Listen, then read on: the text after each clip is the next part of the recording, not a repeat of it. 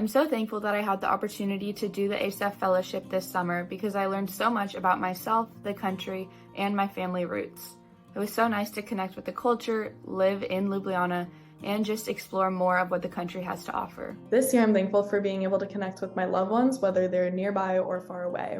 I value family a lot, so it's nice to be surrounded by those that I love. And I'm also thankful for the freedoms that I have that allow me to constantly try new things and get comfortable with being uncomfortable.